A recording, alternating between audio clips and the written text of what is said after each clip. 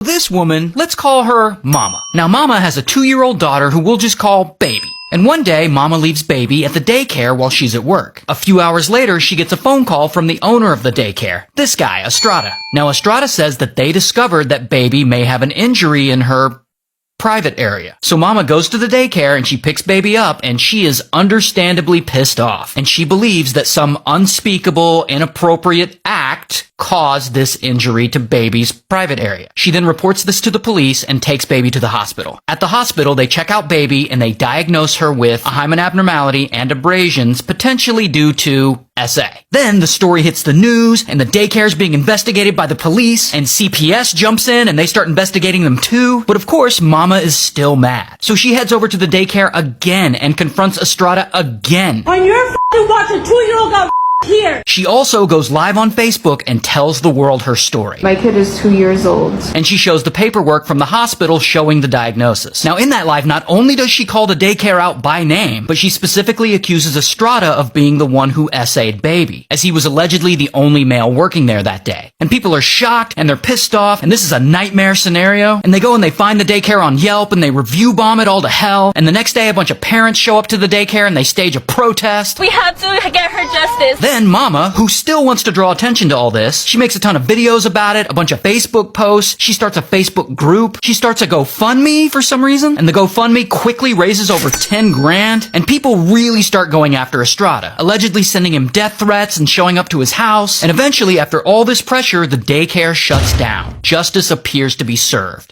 Until about a week after all this goes public, people notice some minor inconsistencies in Mama's story. Particularly this TikToker. Let's call her 10. Now 10 is a true crime enthusiast, and she starts investigating. My gut tells me this may not go the way that people want it to go. She talks to the detectives working on the case, gets copies of the search warrant, and calling the hospital to ask about the medical papers.